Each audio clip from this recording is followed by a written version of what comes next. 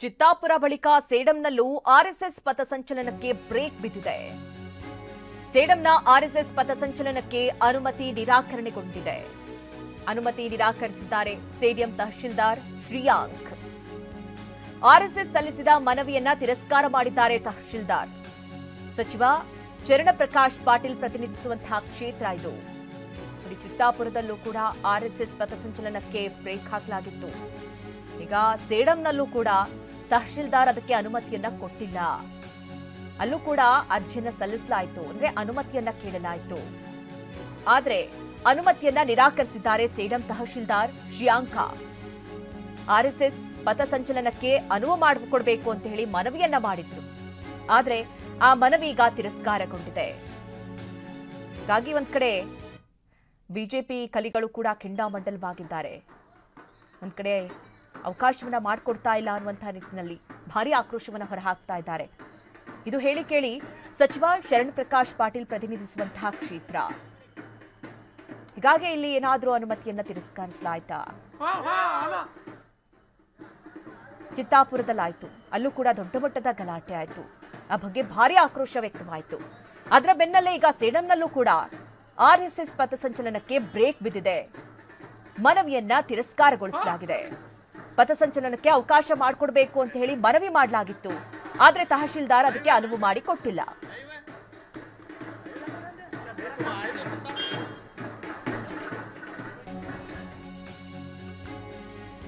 ಕುಮ್ಮನ ಸಿರಸಗಿಯಲ್ಲೂ RSS ಪಥಸಂಚಲನಕ್ಕೆ break ಬಿದ್ದಿದೆ.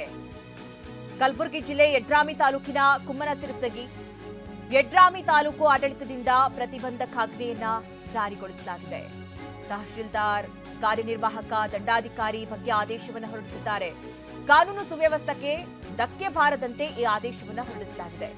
RSS ಸಂಘಟನೆ ಮತ್ತು ದಲಿತ ಸಂಘಟನೆ ಮಧ್ಯೆ ವೈಷಮ್ಯ ಮೂಡ್ತಾ ಇದೆ. ಇವತ್ತು ಬೆಳಗ್ಗೆ 6 ಗಂಟೆಯಿಂದ ನಾಳೆ ಬೆಳಗ್ಗೆ 6 ಗಂಟೆವರೆಗೆ ಯಾವುದೇ ರೀತಿ ಅವಕಾಶವನ್ನ ನೀಡಿಲ್ಲ, ನಿರ್ಬಂಧ ವಿಧಿಸಲಾಗಿದೆ. ನೋಡಿ, ಒಂದ್ ಕಡೆ ಚಿತ್ತಾಪುರ ಆಯಿತು, ಸೇಡಂ ಆಯಿತು, ಈಗ ಕುಮ್ಮನ ಸಿರಸಗಿಯಲ್ಲೂ ಕೂಡ ಆರ್ಎಸ್ಎಸ್ ಪಥಸಂಚಲನಕ್ಕೆ ಲಗಾಮ್ ಹಾಕಲಾಗಿದೆ. ಕಲಬುರಗಿ ಜಿಲ್ಲೆ ಯಡ್ರಾಮಿ ತಾಲೂಕಿನ ಕುಮ್ಮನ ಸಿರಸಗಿ ಇದು. ಯಡ್ರಾಮಿ ತಾಲೂಕು ಆಡಳಿತದಿಂದ ಪ್ರತಿಬಂಧಕಾಜ್ಞೆಯನ್ನ ಜಾರಿಗೊಳಿಸಲಾಗಿದೆ. ತಹಶೀಲ್ದಾರ್ ಕಾರ್ಯನಿರ್ವಾಹಕ ದಂಡಾಧಿಕಾರಿ ಬಗ್ಗೆ ಆದೇಶವನ್ನು ಹೊರಡಿಸಿದ್ದಾರೆ. ಕಾನೂನು ಸುವ್ಯವಸ್ಥೆಗೆ ಧಕ್ಕೆ ಬಾರದಂತೆ ಈ ಆದೇಶವನ್ನು ಹೊರಡಿಸಲಾಗಿದೆ. ಆರ್ಎಸ್ಎಸ್ ಸಂಘಟನೆ ಮತ್ತು ದಲಿತ ಸಂಘಟನೆ ಮಧ್ಯೆ ವೈಷಮ್ಯ ಮೂಡಬಾರದು. ಇವತ್ತು ಬೆಳಗ್ಗೆ 6 ಗಂಟೆಯಿಂದ ನಾಳೆ ಬೆಳಗ್ಗೆ 6 ಗಂಟೆವರೆಗೂ ಕೂಡ ಈ ನಿರ್ಬಂಧ ವಿಧಿಸಲಾಗಿದೆ. ಅಂದ್ರೆ ಸಂಪೂರ್ಣ ಗ್ರಾಮದಲ್ಲಿ ಪ್ರತಿಬಂಧಕಾಜ್ಞೆಯನ್ನ ಆದೇಶಗೊಳಿಸಲಾಗಿದೆ. ನೋಡಿ, ಒಂದ್ ಕಡೆ ಈಗಾಗಲೇ ಸರ್ಕಾರದಿಂದಲೇ ಆದೇಶ ಹೊರಬಿದ್ದಿದೆ. ಸರ್ಕಾರಿ ಜಾಗಗಳಲ್ಲಿ ಚಟುವಟಿಕೆಗಳನ್ನ ಯಾವುದೇ ರೀತಿ ಸಂಘಟನೆಗಳ ಚಟುವಟಿಕೆಗಳು ನಡೀಬಾರದು ಅನ್ನುವಂತಹ ಆದೇಶ ಇದೆ. ಇನ್ನೊಂದು ಕಡೆ ಪಥಸಂಚಲನಕ್ಕೂ ಕೂಡ ಅವಕಾಶವನ್ನ ಮಾಡಿಕೊಡ್ತಾ ಇಲ್ಲ. ಈಗಾಗಲೇ ಹಲವು ಕಡೆಗಳಲ್ಲಿ ಈ ಬಗ್ಗೆ ನಿರ್ಬಂಧವನ್ನ ವಿಧಿಸಲಾಗಿದೆ.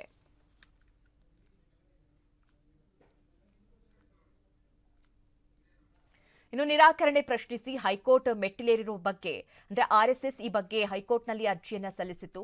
ಕಲಬುರಗಿ ಜಿಲ್ಲಾ ಸಂಘ ಸಂಚಾಲಕ ಅಶೋಕ್ ಈಗ TV9 ಜೊತೆ ಮಾತನಾಡಿದ್ರು. ಅವ್ರು ಕೂಡ ಏನ್ ಹೇಳಿದ್ರು ಬನ್ನಿ ನೋಡೋಣ. ಜಿಲ್ಲಾ ಪ್ರಮುಖರಿದ್ದಾರೆ, ಅವ್ರ ಜೊತೆ ಮಾತಾಡ್ತೀನಿ. ಜಿಲ್ಲಾ ಸಂಚಾಲಕರಿದ್ದಾರೆ, ಅವರು ಈ ಪಾಟೀಲ್ ಸರ್, ಅವ್ರ ಜೊತೆ ಮಾತಾಡ್ತೀನಿ. ಸರ್, ಈಗ ಎಲ್ಲ ಕಡೆ ಆಗಿದೆ ಶಾಂತಯುತವಾಗಿ, ಆದರೆ ಚಿತ್ತಾಪುರಲ್ಲಿ ಯಾಕೆ ನಿಮಗೆ ನಿರಾಕರಣೆ ಕೊಟ್ಟಿದ್ದಾರೆ? ತಾಲೂಕು ಆಡಳಿತ ಯಾಕೆ ನಿಮ್ಗೆ ಅನುಮತಿ ಕೊಟ್ಟಿಲ್ಲ ಅಂತ? ಅವರು ನಿನ್ನೆ ಸಂಜೆವರೆಗೂ ಯಾವುದೂ ನಿರಾಕರಣೆನೂ ಕೊಟ್ಟಿಲ್ಲ, ಒಪ್ಪಿಗೆ ಪತ್ರನೂ ಕೊಟ್ಟಿದ್ದಿಲ್ಲ. ಹೀಗಾಗಿ ಅದು ಇಲ್ಲ, ಇದಿಲ್ಲ, ಇವು ಮಾಹಿತಿಗಳನ್ನು ಕೊಟ್ಟಿಲ್ಲ ಅನ್ನುವಂಥದ್ದು ಹೇಳ್ತಾ ಇದ್ದರು. ಪೂರಕವಾದಂಥ ಎಲ್ಲ ಮಾಹಿತಿಗಳು ನಮ್ಮ ತಿಳಿದ ಮಟ್ಟಿಗೆ ನಾವು ಕೊಟ್ಟುಬಿಟ್ಟಿದ್ದೀವಿ. ನಿನ್ನೆ 4:15 ಒಳಗಾಗಿ ಕೊಟ್ಟಿದ್ದೀವಿ. ಏನು ಕೊಡಲಾರದ ಕಾರಣ ನಾವು ಹೈಕೋರ್ಟ್ ಮೊರೆ ಹೋದಿವಿ. ಹೈಕೋರ್ಟ್ ಈ ಬಗ್ಗೆ ವಿಚಾರಣೆ ಮಾಡಿ ಅವರು ನ್ಯಾಯಾಧೀಶರೇ ಇದನ್ನು ಉಲ್ಲೇಖ ಮಾಡಿದ್ದಾರೆ. ಪ್ರಾಂತದಲ್ಲಿ 259ಕ್ಕೂ ಹೆಚ್ಚು ಕಡೆ ಸಂಚಲನ ಆಗಿವೆ ಅನ್ನುವಂಥ ಮಾಹಿತಿ ನಮಗಿದೆ. ಎಲ್ಲಿಯೂ ಗದ್ದಲಾಗಲಾರ್ದೆ ಇಲ್ಲೇ ಹಂಗಾಗ್ತದೆ, ಎಲ್ಲರಿಗೂ ಅದರದ್ದು ಅನುಮತಿಯನ್ನು ಕೊಡಬೇಕು ಅಂತಂದಾಗ ಇವತ್ತೊಂದು ದಿನ ಬೇರೆ ಸಂಘಟನೆದ್ದು ಮೆರವಣಿಗೆ ಅದೆಲ್ಲ ಇದೆ ಅಂತ ಹೇಳಿದಾಗ ಅವರಿಗೂ ಕೊಡಿ, ಇವರಿಗೂ ಕೊಡಿ. ಕೇಳಿ ನಮಗೆ ನೀವು ಇನ್ನೊಂದು ದಿನದಲ್ಲಿ ಮಾಡಲಿಕ್ಕೆ ನೀವು ಒಪ್ತೀರಾ ಅಂತಂದಾಗ ನಮಗೆ ಒಪ್ಪಿಗೆ ಇದೆ, ಇನ್ನೊಂದು ದಿನನೂ ನಾವು ಮಾಡಬಹುದು. ಹಾಗಾದರೆ ಯಾವ ದಿನಾಂಕ ಅಂತ ಕೇಳಿದ್ರೆ 2ನೇ ತಾರೀಕು ಅಂತ ಹೇಳಿದೆ. ನಾವು ಹೇಳಿದ್ವಿ 2ನೇ ತಾರೀಕಿಗೆ ಮಾನ್ಯ ನ್ಯಾಯಾಧೀಶರು ಮಾನ್ಯತೆಯನ್ನು ಕೊಟ್ಟಿದ್ದಾರೆ. ಅದ್ರ ಬಗ್ಗೆ ಪೂರಕವಾದಂಥ ಎಲ್ಲ ಜಿಲ್ಲಾಡಳಿತಕ್ಕೆ ಇನ್ನೊಮ್ಮೆ ಅರ್ಜಿ ಸಲ್ಲಿಸಿ ಆಮೇಲೆ ಇದರ ಬಗ್ಗೆ 24ನೇ ತಾರೀಕಿಗೆ ವಿಚಾರಣೆ ಮಾಡೋಣ ಅಂತ ಅವರು ಇವತ್ತಿನ ತೀರ್ಪಿನಲ್ಲಿ ಇಟ್ಟಿದ್ದಾರೆ. ಇದು ಜಿಲ್ಲಾ ಸಂಚಾಲಕರಂತ ಪಾಟೀಲ್ ಅವರು ಹೇಳುವಂಥ ಮಾತಾಗಿದೆ. ಕ್ಯಾಮ್ರಾಮನ್ ಶಿವಶಂಕರ್ ಜೊತೆ ಅಮೀನ್, TV9 ಯಾದಗಿರಿ. ಇನ್ನು RSSನಲ್ಲಿ ಸರ್ಕಾರಿ ನೌಕರರು ಭಾಗಿಯಾದ್ರೆ ತೊಂದರೆ ಇಲ್ಲ. ಇದು ಹುಬ್ಬಳ್ಳಿಯಲ್ಲಿ ಮಾಜಿ ಸಿಎಂ ಜಗದೀಶ್ ಶೆಟ್ಟರ್ ಅವರ ಹೇಳಿಕೆ. ರಾಜ್ಯ ಸರ್ಕಾರ ಈ ರೀತಿ ಆದೇಶಿಸುವುದಕ್ಕೆ ಅಧಿಕಾರ ಇಲ್ಲ.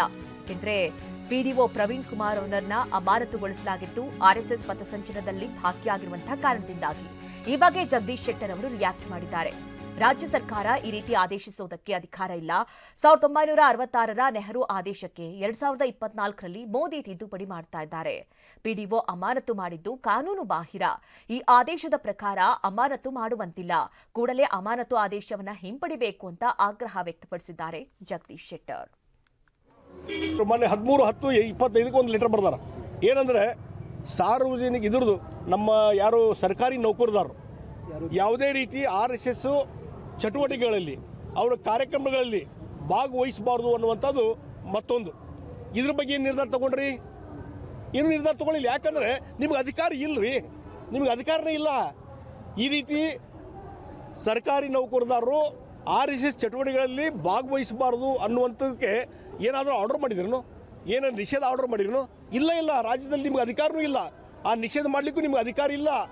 ಇದು ಅಧಿಕಾರ ಇರೋದು ಇವತ್ತು ಯಾವುದೇ ಸಂಘಟನೆ ಮತ್ತೊಂದು ನಿಷೇಧ ಮಾಡುವಂಥದ್ದು ಅಥವಾ ಈ ರೀತಿ ಸರ್ಕಾರಿ ನೌಕರರು ಹೋಗಬಾರ್ದು ಅನ್ನುವಂಥದ್ದಕ್ಕೆ ಏನಾದರೂ ಆಜ್ಞೆ ಮಾಡೋದಿದ್ದರೆ ಆ ಹಕ್ಕು ಕೇಂದ್ರ ಸರ್ಕಾರಕ್ಕಿದೆ.